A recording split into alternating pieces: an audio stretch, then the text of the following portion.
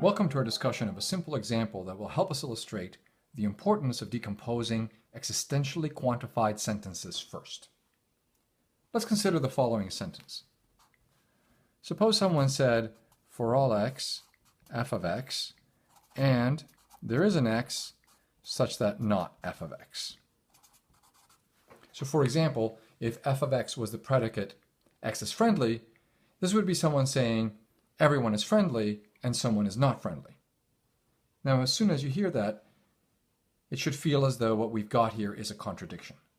If this sentence is a contradiction, there should be no interpretation on which it is true, and so this truth tree should close.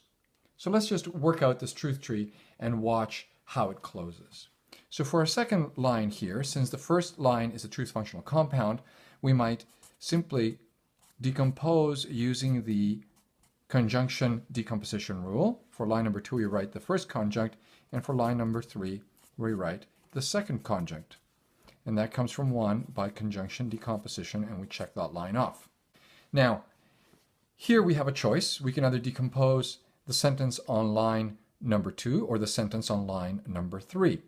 And our rule, which is a kind of rule of thumb, is to always decompose the sentences that are existentially quantified first. Let's do that and see what happens, and then we'll come back and actually follow the other way of decomposing it. So on line number 4 then, I would simply check off line number 3 and write not f of a, and I can instantiate to the constant a because a does not appear anywhere yet on the branch, and that comes from line 3 by existential decomposition. Now, when I look at my tree and evaluate what I have, I see that I have a universally quantified sentence on line 2 that says that for any x, f of x.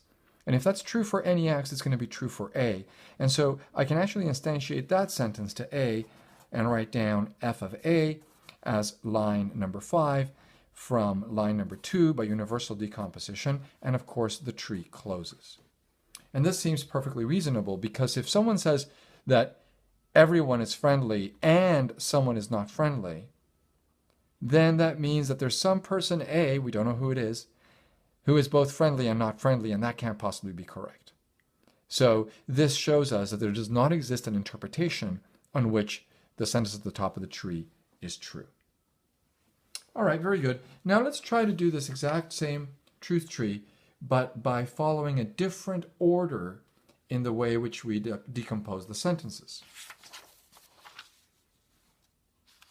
So we're going to start again with for all x, f of x, and there is an x such that not f of x, and treat that as our set member. And as our second and third step, we have no choice because on line 1, the main logical operator is this ampersand. So here, of course, we're going to write for all x, f of x on line 2 from 1 by conjunction decomposition. And then we're going to write there is an x not f of x from 1 by conjunction decomposition. Now suppose that instead of having followed our rule of thumb and decomposing line 3 first, which is the existentially quantified sentence, we had decomposed line 2 first. What would have happened then? Well, to decompose line 2, we would instantiate to some constant or other. Now it doesn't matter which constant we instantiate to, so we might as well begin at the beginning of the alphabet. So we might have written down fa, and that would come from 2 by universal the quantifier decomposition. Now we still have to deal with line 3 because that sentence is not decomposed, so we cannot judge that we have a completed open branch because we have a sentence that is not decomposed. When we go to instantiate line 3, however, we notice that there does already appear a constant on the branch, and so we have to instantiate to a different constant. So on line number 5, I can write down not f, and now I cannot write down a.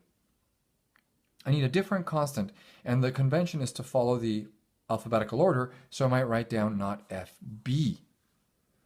And that comes from line 3 by existential quantifier decomposition. Now if I just stop here, it looks as if I've got an open tree, and that means that somehow my tree has given me the wrong answer, but of course that's incorrect because we're not allowed to conclude that we have a completed open branch unless we have instantiated all universally quantified sentences that appear in our tree to all the constants that appear on a given branch. And so here, I cannot judge that this is a completed open branch because line number 2 has not yet been instantiated to B. And when we do that, of course, you'll notice quickly what happens.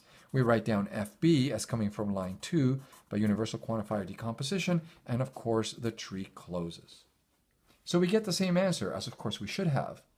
But the difference is that we've saved ourselves a step.